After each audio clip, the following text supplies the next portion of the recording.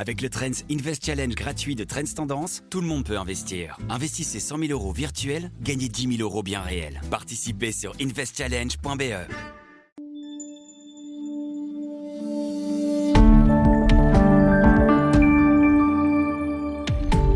Il a fondé une brasserie avec un ami à Bruxelles il y a une douzaine d'années déjà.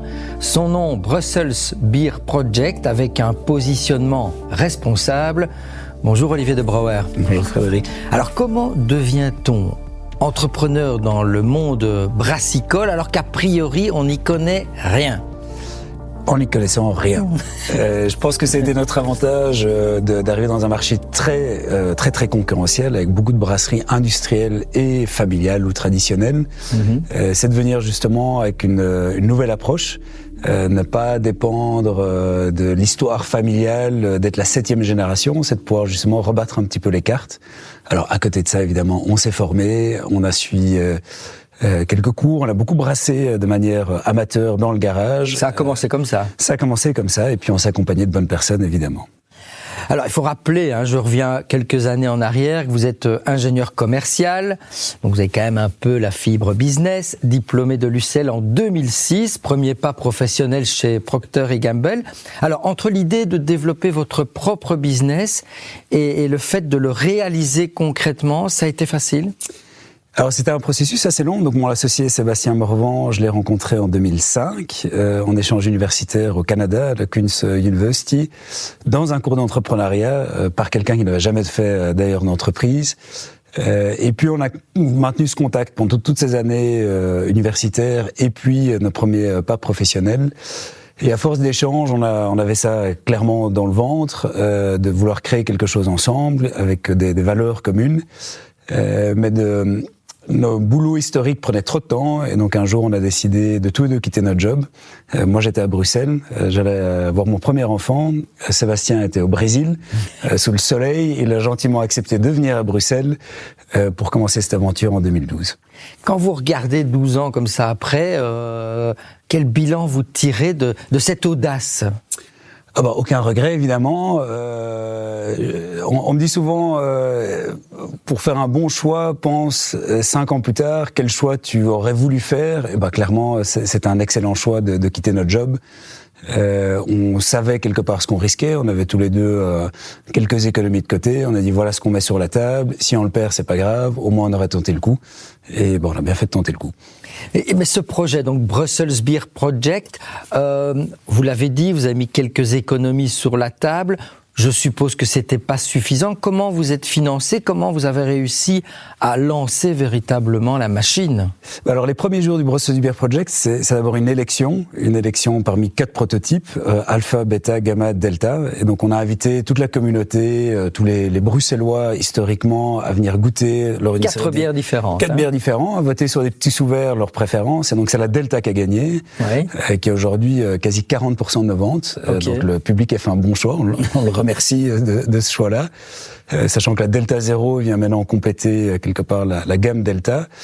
Et puis on avait une excellente bière, mais peu d'économies. Et la bière, ça demande quand même pas mal de cash, puisqu'il faut avoir des stocks, il faut produire. Et donc on a fait appel au financement participatif.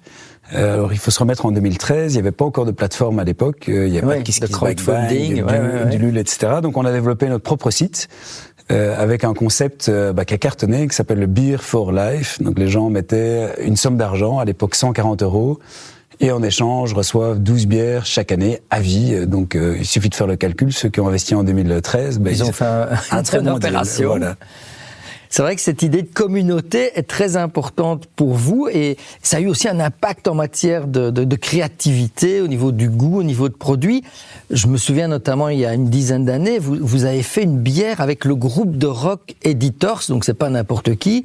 Racontez-nous un peu cette histoire folle. En effet, notre ADN a toujours été sur la créativité, de venir avec des choses très différentes, la collaboration et l'impact. Et donc le jour où j'ai reçu d'ailleurs un coup de fil de pièces, la maison de disques, en disant tiens voilà, on voudrait faire une collaboration entre Brussels Beer Project et The Editors. Moi j'ai dit ok, très bien, je connaissais pas. Et j'ai dit bon oui, je veux voir. Et puis j'en parle au reste de l'équipe, ils me disent c'était complètement con. Ils font Main Stage à Werther, c'est un énorme groupe. Et donc ça a été une collaboration vraiment très spontanée et très humaine. Donc ils sont venus plusieurs fois à la brasserie pour créer leur bière qui était inspirée d'une de leurs chansons du 5e album The Editors. Et donc on a essayé de traduire cette bière en bière. À l'époque, c'était d'ailleurs une bière, voilà, une bière assez noire, mais avec des touches de bergamote, parce que la voix de Tom le chanteur est assez haut perchée. Et ils sont venus faire un petit concert acoustique dans la brasserie historique, la première brasserie de la rue Anton Dansart, avant le lendemain de jouer devant 30 000 personnes à Leuven. Ah ouais, à Leuven, ouais.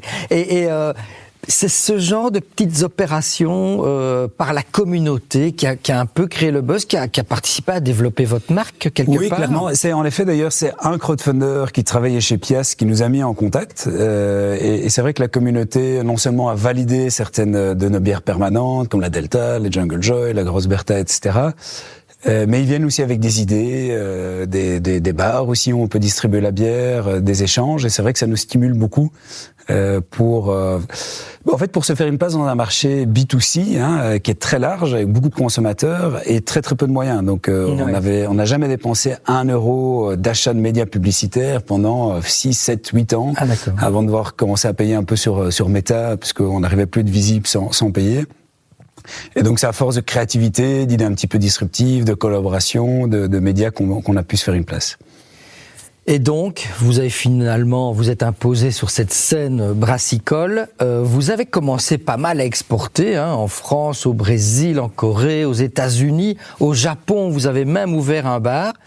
Et puis, coup de théâtre, fin 2022, c'est quasiment hier, fin 2022, vous renoncez à toute exportation en dehors de l'Union européenne. Pourquoi ? Oui, ça a été. Alors pourquoi ? C'est essentiellement pour des raisons écologiques. Comme je disais, notre ADN a toujours été sur la créativité, la collaboration et l'impact.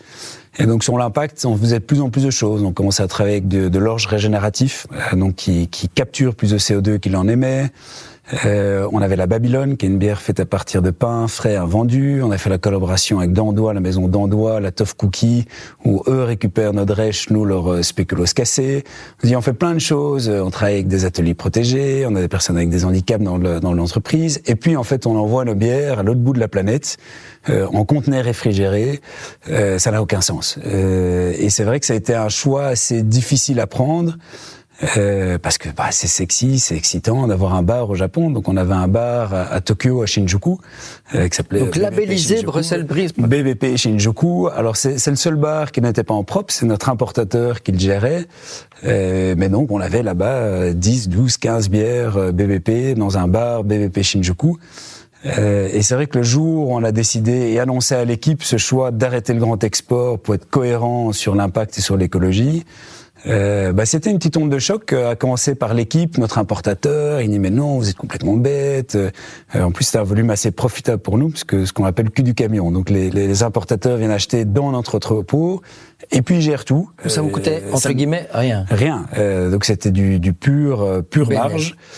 Donc c'est pas du tout un choix qu'on regrette, même si c'était un choix un peu difficile, parce que derrière ce qu'on n'avait pas prévu, c'est en effet la guerre en Ukraine, l'inflation, le déclin du volume, et donc ça a été combiné avec une période assez difficile.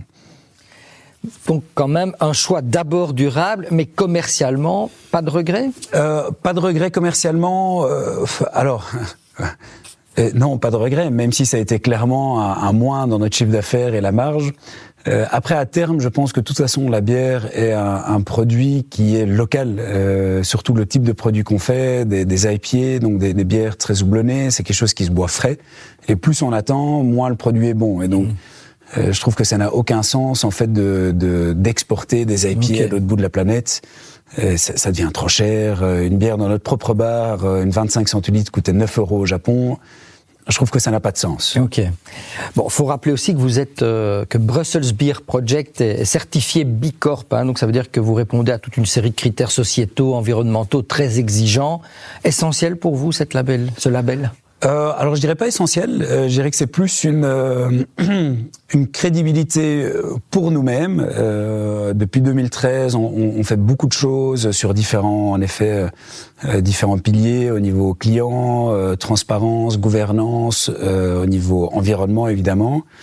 On se disait, il semble qu'on fait des bonnes choses, mais on ne sait pas vraiment se juger nous-mêmes. Et donc le label Bicorp qu'on a obtenu il y a 4 ans, quelque part nous a rassurés sur ce qu'on faisait et nous a aidé à aller plus loin. Donc on a été recertifié l'année passée avec un score de quasi 100, ce qui est quand même un score assez solide. Bravo, sur Bicorp. Alors on le communique sur les étiquettes. Maintenant on a l'impression les gens connaissent pas trop et puis finalement ils achètent la bière surtout pour le goût. Pour le goût. Et bon, ils ont bien raison. Ça reste un produit plaisir et donc il faut avant tout que ce soit un bon produit. Alors coup de projecteur maintenant sur votre situation économique actuelle. Je rappelle, vous étiez 2 il y a 12 ans. Vous êtes combien pour quel chiffre d'affaires plus ou moins ? Donc aujourd'hui, on est, sur les 2 brasseries, on est 35 personnes. Et puis on a donc aussi une série de bars à Bruxelles, à Lille et à Paris. Et donc c'est une grosse vingtaine de personnes en plus. Aujourd'hui, je dirais qu'on est une grosse petite brasserie ou une très petite grosse brasserie. Donc on est plus ou moins à 25 000 hectolitres. Okay. Donc un hectolitre, c'est 100 litres, pardon. 100 litres, oui. Je dirais que depuis 2013, on a clairement été, je pense, la plus grande brasserie ou le plus beau succès en termes de volume en Belgique, en France et aux Pays-Bas. Donc c'est un vrai succès. Maintenant, on reste minuscule par rapport aux géants. Sans même parler d'AB InBev, on est 100 fois plus petit que Duvel Morgat, par exemple, qui reste une entreprise familiale. Alors, vous avez inauguré il y a quelques mois à peine de toutes nouvelles cuves en bordure du canal à Anderlecht. Là, il y a un objectif avec de capacité de production beaucoup plus élevée. Oui, en fait, donc on a investi dans une 2e brasserie à Bruxelles, le long du canal à Anderlecht en 2020. Et donc on a très récemment, il y a quelques mois, on a réouvert le toit de la brasserie pour venir glisser 4 nouvelles grandes cuves qui permettent d'augmenter la capacité de production à 35 000 hectolitres. Ce qui nous permet de grandir. Alors, on n'est pas obsédé par la croissance, mais disons que remplir toutes les cuves dans la brasserie nous permet d'être vraiment efficaces. En termes économiques, mais aussi écologiques. En fait, plus on amortit le bâtiment, le béton, l'acier du bâtiment, les machines sur un plus gros volume, plus notre CO2 par hectolitre va diminuer. Et donc, on veut vraiment atteindre sur cette nouvelle phase cet optimum de remplir les cuves et pouvoir quelque part derrière offrir des excellents produits avec une très haute qualité et avec un budget raisonnable. Alors, on est premium, mais on veut rester accessible pour les gens. Alors dans cette croissance, il y a un segment qui ne cesse de grandir, c'est la bière sans alcool, et on le voit chez vos concurrents aussi. Vous avez lancé la Delta Zero. La croissance, ce marché porteur, ça vous étonne que ça se développe autant ? Alors il y a eu clairement une très forte accélération. Donc on a créé la Picobello, qui est notre première sans alcool en 2019. Ah déjà, oui. Donc c'est quand même il y a 7 ans. Elle a toujours eu un très beau succès. Elle fait vraiment depuis longtemps. Beaucoup de gens disent voilà, c'est ma bière sans alcool préférée. Et on a plus récemment lancé la Delta Zero il y a 1 an, et les deux combinés ont une accélération des ventes quasi exponentielle. Donc on voit que le marché est en déclin en termes de volume. Depuis des décennies, le Belge boit de moins en moins. L'export est de plus en plus difficile parce qu'il y a de plus en plus de bonnes microbrasseries dans les autres pays. Le segment qui monte, c'est clairement le sans-alcool. Dans la grande distribution, la Picobello et la Delta Zero représentent quasi 1/3 de nos ventes. Oui. Donc ça a vraiment été pour nous un relais de croissance énorme. Donc l'idée, c'est encore de soutenir ce marché-là ?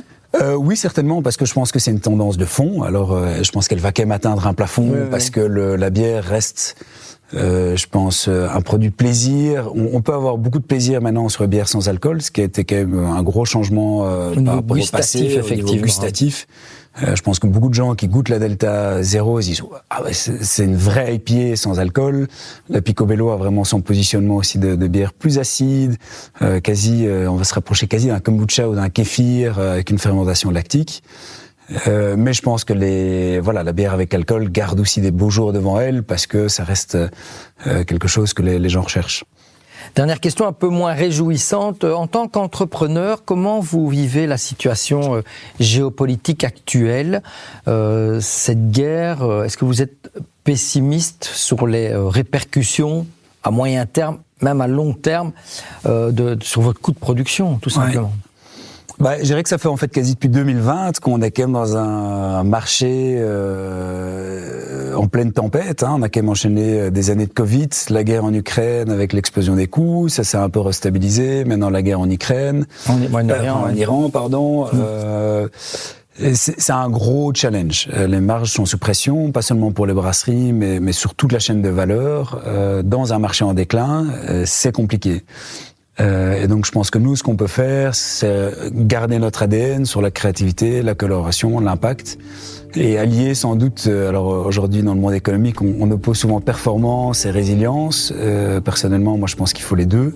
Je pense que sans performance, on peut pas y arriver, mais à la fois il faut pouvoir en effet avoir suffisamment de plans backup, de contrats suffisamment sur le long terme, sur des matières premières, penser quels sont en effet les plans de repli, diversifier suffisamment ses ventes, que ce soit en termes de produits ou de canaux de distribution, pour être là encore sur les 10 prochaines années. Eh bien, c'est tout le bien qu'on vous souhaite. Merci beaucoup, Olivier de Brouwer, d'être venu nous raconter la belle histoire de votre brasserie. Brussels Beer Project, c'est dans la boîte. C'est tout pour aujourd'hui. Vous vous intéressez aussi à l'actualité boursière et aux conseils des investisseurs. Alors retrouvez-nous également sur le canal Trends Bourse. À très bientôt, ici sur Trends Tendance et sur Trends Bourse.